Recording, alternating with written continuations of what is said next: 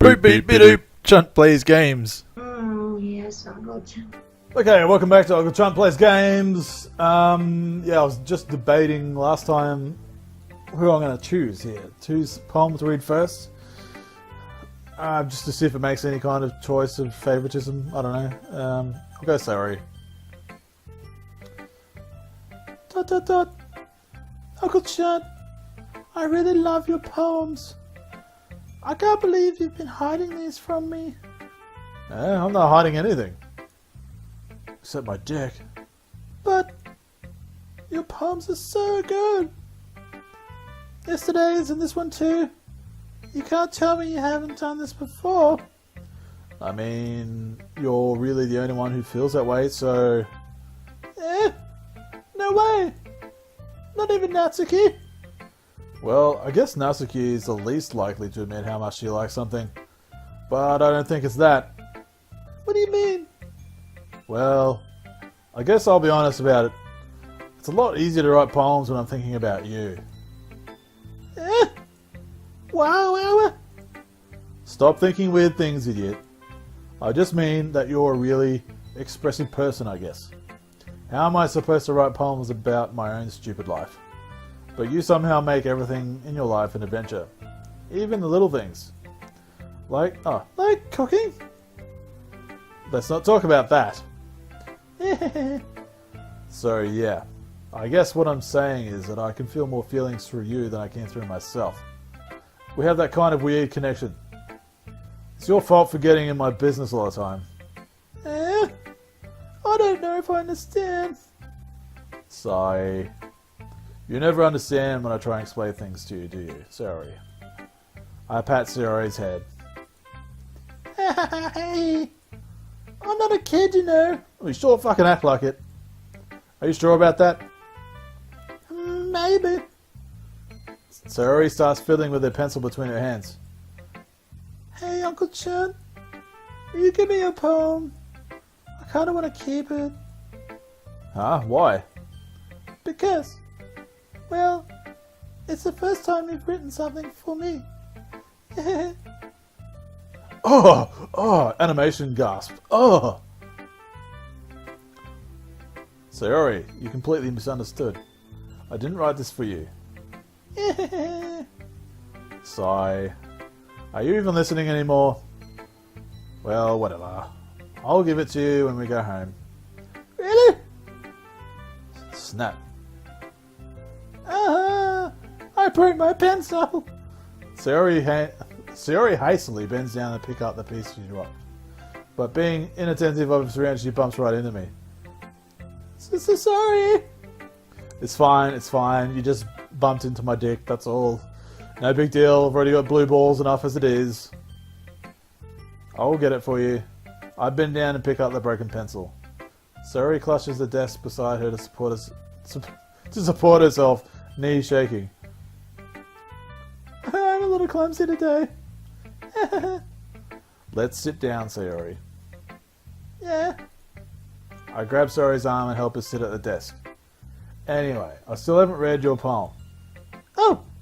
Sorry, I forgot about that. But it's not as good as yours. Jeez, don't worry. I'm sure I'll like it.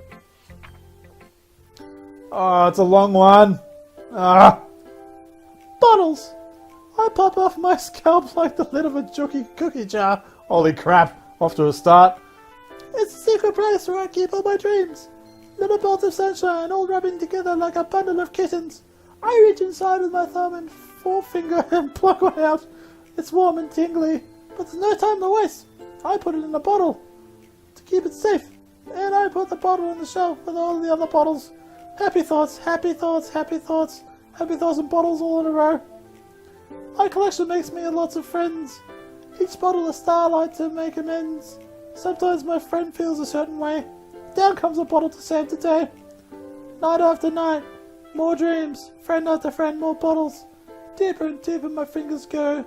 Like exploring a dark cave, discovering the secrets hiding in nooks and crannies. Digging and digging, scraping and scraping. I blow dust off my bottle caps. It doesn't feel like time elapsed. My empty self could use some more. My friends look through my unlocked front door. Finally, all done. I open up, and in come my friends. In they come, in such a hurry. Do they want my bottles that much? I frantically pull them from the shelf, one after another, holding them out to each and every friend, each and every bottle. But every time I let one go, it shatters against the tile between my feet. Happy thoughts, happy thoughts, happy thoughts in shards all over the floor. Holy crap, that just got really dark. They were supposed to be for my friends who aren't smiling. They're all shouting, pleading, something, but all I hear is echo, echo, echo, echo inside my head. Oh boy, Sayori, what is going on with you? That's got dark really fast. Holy crap. Sayori, did you really write this? Of course I did. Didn't I tell you yesterday I was going to write the best poem ever? Yeah, but, I mean, I didn't expect something like this coming from you. Monica taught me a whole lot. And I've been really in touch with my feelings recently. I see that. It's almost kind of creepy. Creepy? Well, not exactly. Maybe because I'm so used to you being cheerful. Well, never mind. I'm thinking too hard about it. The point is, it came out good, so you should be proud of it. Oh, thanks. I feel like I was meant to express myself this way, even if it helps me understand my own feelings a little bit better. Writing is like magic. You've gotten pretty passionate about this, huh? I hope you keep it up. Yeah. Writing's the best. I'm gonna keep writing until I die. Don't get ahead of yourself. Sayori's always had a habit of getting obsessed with something before dropping it no more than a week later. I wonder if this is one of those times. But seeing the passion in her eyes makes it hard for me to be pessimistic. Alright, next. Let's get Natsuki out of the way. That voice. I regret giving her this voice. ... Natsuki reads my poem. She keeps glancing at me, then back at the poem. She's pretty fucking cute, I'll say that, for a cartoon. Pretty adorable. By now, she must have read it more than once. Aren't you supposed to be bad at this? Is that a compliment? No, I mean, you know. Natsuki struggles to find the words she wants. I just expected a lot less after what you showed me yesterday. That's all. Well, I guess I just got lucky with this one. Yeah, exactly. You just got lucky, you know. Don't get used to it. You won't always manage to write poems like this cute, you mean? I mean, well written. No, I mean... so that's how it is. My poem is cute. No, why are you smiling? It's not like I like cute things. I like Natsuki. I do. Natsuki shoves my poem back towards me. Reading it again, I decided that it's not so great after all. It's too cute and Doki Doki. It would only impress, you know, girls who like those kinds of things. For some reason, Natsuki is incredibly easy to see through. Well, anyway, you're gonna read mine now, right? Judging by your tastes, you'll probably like it a lot. You'll probably learn something too. Don't forget who the real pro is. Oh wow. Oh, this is gonna be a pain. Amy likes spiders. You know what I heard about Amy? Amy likes spiders. Icky, wiggly, hairy, ugly spiders. That's why I'm not friends with her. Amy has a cute singing voice. I heard her singing my favorite love song. Every time she sang the chorus, my heart would pound to the rhythm of the words. But she likes spiders. That's why I'm not friends with her. One time, I hurt my leg really bad. Amy helped me up and took me to the nurse. This is like a story, not a poem. I try not to let her touch me. She likes spiders, so her hands are probably gross. That's why I'm not friends with her. Amy has a lot of friends. I always see her talking to people. She probably talks about spiders. What if her friends start talking like spiders do. That's why I'm not friends with her. It doesn't matter that she has other hobbies. It doesn't matter if she keeps it private. It doesn't matter if it doesn't hurt anyone. It's gross. She is gross. The world is better off without spider lovers. And I'm gonna tell everyone. Oh, that hurt. Oh, shit. A drink. Doing hell to my voice. Not bad, right? It's quite a bit longer than yesterday's. Yesterday's was way too short. I was just warming up. I hope you didn't think that that was the best I could do. No, of course not. Anyway, the message is pretty straightforward in this poem. I doubt I have to explain it. Sometimes you can explain complicated issues with much simpler analogies. And it helps people realize how stupid they're being. Oh, my voice. I've got to talk on phones all day tomorrow. This is going to suck.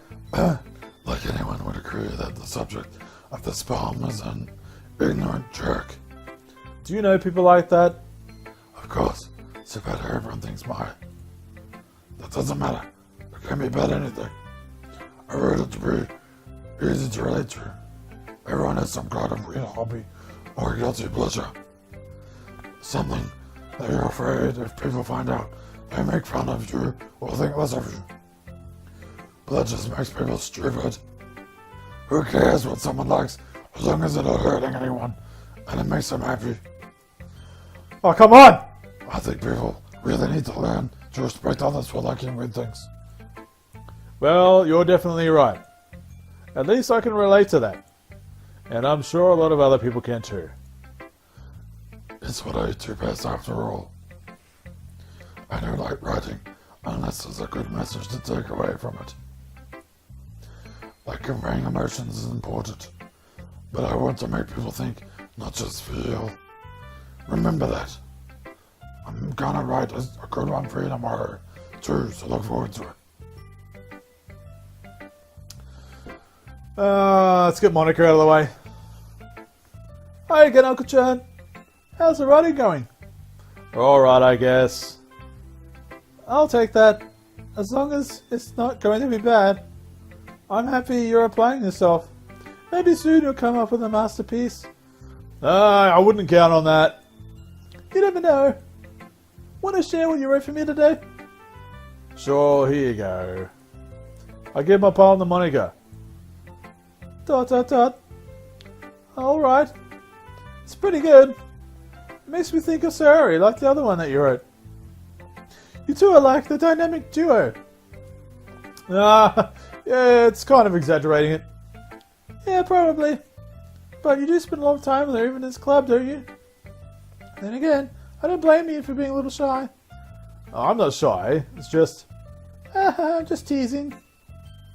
I know it takes a bit of time to make friends with everyone. But Yuri and Natsuki are super interesting people, so don't be afraid to give them share of your time. And you can talk to me every now and then too. I'm not like an unapproachable or anything, am I? Oh no, it's nothing like that. I'm just still getting used to being here, that's all. Yeah. I'm sorry if I was putting pressure on you or something. I really didn't mean it like that. No, don't worry. I get what you're saying. Well, alright. But anyway, you want to read my poem now? I like the way this one turned out, so I hope you do too. Alright, let's take a look. Save me. The colours, they won't stop. Bright, beautiful colours. Flashing, expanding, piercing. Red, green, blue. An endless cacophony of meaningless noise. The noise that won't stop. Violent, grating waveforms. Speaking, screeching, piercing. Sin, cosine, tangent. Like playing a chalkboard on a turntable. Like playing for vinyl on a pizza crust. An endless poem of meaningless. Load me. Well, that's... Whew, okay. Load you full of calm. It's even more abstract than your last one. I guess it's just the way I write. I'm sorry if you don't like it. No, I never said that. It's just the kind of thing I've never really seen before, I guess. I kind of like playing with my space on the paper. Choosing where and how I space your words can totally change the mood of a poem. It's almost like magic. The way I wrote these lines, really short, makes it feel like they're trying to speak over the noise. I see. Still hard for me to tell what it's about, though. Sometimes asking what a poem's about is the right question.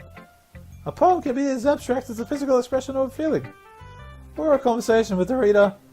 So putting it that way, not every poem is about something. Anyway, here's Monica's writing tip of the day. Sometimes you'll find yourself facing a difficult decision. When that happens, don't forget to save your game. I gotta save now.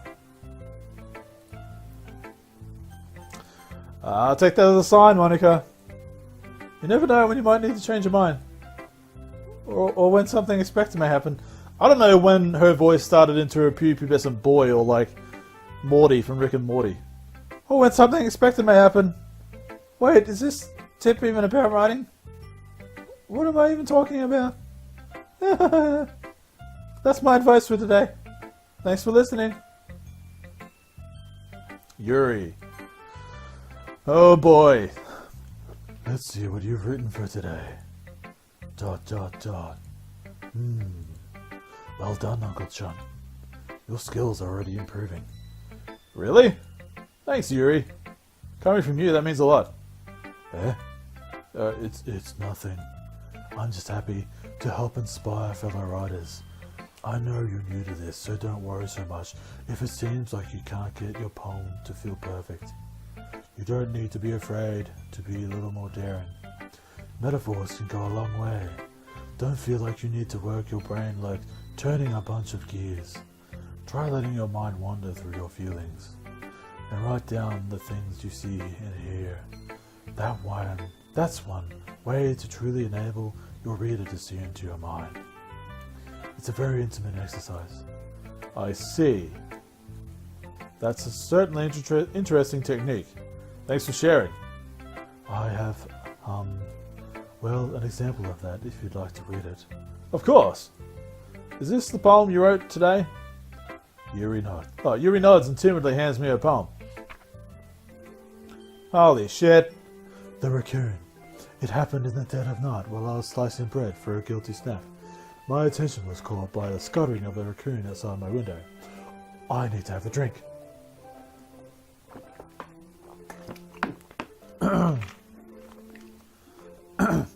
That was, I believe, the first time I noticed my strange tendencies as an unordinary human. I gave the raccoon a piece of bread, my subconscious well aware of the consequences, well aware that a raccoon, is fed, will always come back for more.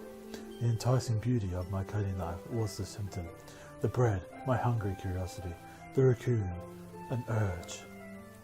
The moon increments its place and reflects that much more light off my cutting knife. The very same light that glistens in the eyes of my raccoon friend. I slice the bread, fresh and soft. The raccoon becomes excited, or perhaps I'm merely projecting my emotions onto the newly satisfied animal. The raccoon has taken to following me. You could say that we've gotten quite used to each other. The raccoon becomes hungry more and more frequently, so my bread is always handy. Every time I brandish my cutting knife, the raccoon shows me his excitement. A rush of blood, classic Pavlovian conditioning. I slice the bread, and I feed myself again. Okay! I was a little more daring with this one than yesterday's. I can see that. It's a lot more metaphorical. I don't know if it's my fault, but I can't begin to imagine what this poem is about. That's right. It's a bit closer to my preferred writing style, using the poem as a canvas to express vivid imagery and conveying emotions through them. Yeah, I take it at face. God, been talking for 3 hours. Give me a break. Yeah, if I take it at face value, then I can't even figure out what it's supposed to mean. Well, I think it's something that different people can relate to in their own way. I wanted to express the way it feels for me to indulge in my more unusual hobbies. It's those sort of things I'm usually forced to keep for myself, so I sometimes enjoy writing about them. Ah, that's funny. Huh? Didn't Natsuki also write something about that? About someone being ridiculed for a strange interest? Eh? She did? Yeah. She was talking about how it doesn't matter what you're into as long as you're not hurting anybody. She's right. I mean, does she really feel that way? Yeah. Sounds like you two have that in common. That's interesting. To me, she seemed like the kind of person who would make fun of my hobbies. But I suppose that's my fault for judging, isn't it? Please don't tell her I said that. Don't worry, I have no reason to, because I don't give a shit! Okay.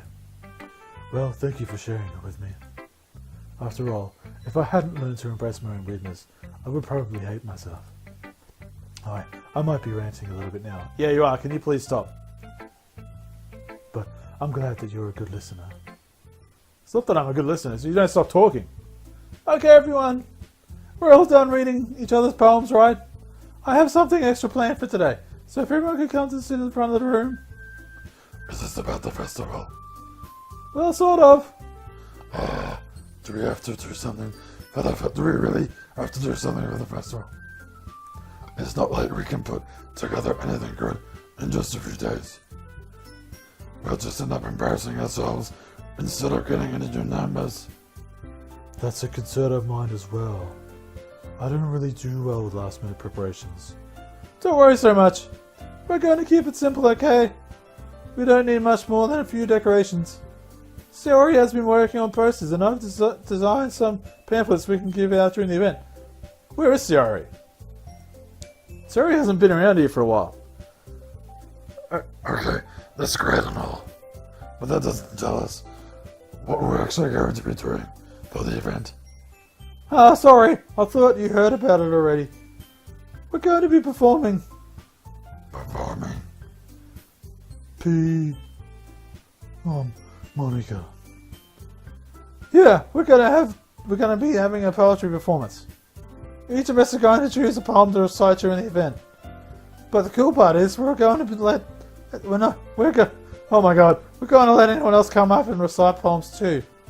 So Yori's putting it all on the posters in case everyone wants to prepare instead of ahead of time. God. Oh, there's Sayori. Sayori, who's been colouring a poster, holds it up for us to see. Are you kidding me, Monica? You didn't already start putting those posters up, did you? Well, I did. Do you really think it's that bad of an idea? Well, no. It's not a bad idea. But I didn't sign up for this, you know. There's no way I'm going to be performing in front of a group of people like that. I agree with Natsuki. I could never in my life do something like that. Imagining it, Yuri shakes her head in fear. Guys! No, sorry.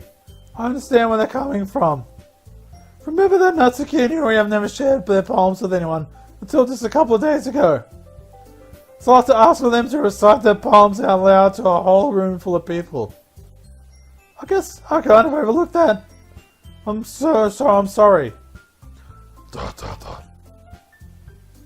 But I still think we should give it our best.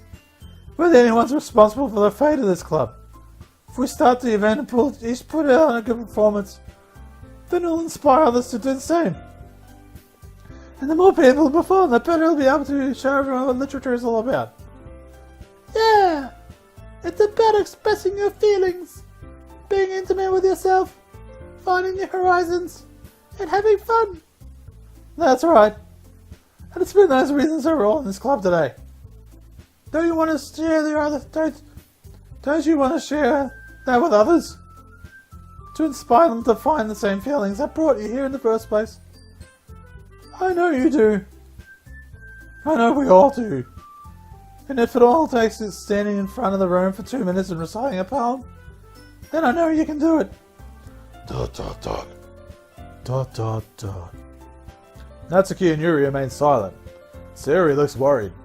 I guess that leaves me no choice. I agree. I don't think it's too much to ask. I think that Sayori and Monica have been trying really hard to get new members. The least we can do is help them out a little bit. Well, maybe, but... Dot dot dot. It looks like Natsuki doesn't have any arguments left. Oh, who's that? Natsuki. Okay, fine. I guess I'll just have to get it over with. Alright! Phew. Thanks, Natsuki. What about you, Yuri? Dot dot dot. Yuri dejectedly glances around at everybody else's expectant faces. Sigh. I guess I don't really have a choice. Haha, that's everyone. You're the best, Yuri. This club is seriously going to be the death of me. Oh gosh. You'll be fine, Yuri. But anyway, let's move on to the main event. Oh, yeah, and I'm going to move on to a break. So next time on Uncle Chunt Plays Games. Thanks for watching this video, I really appreciate it. If you haven't already, please subscribe and check out some of my other recent videos. Have a good one.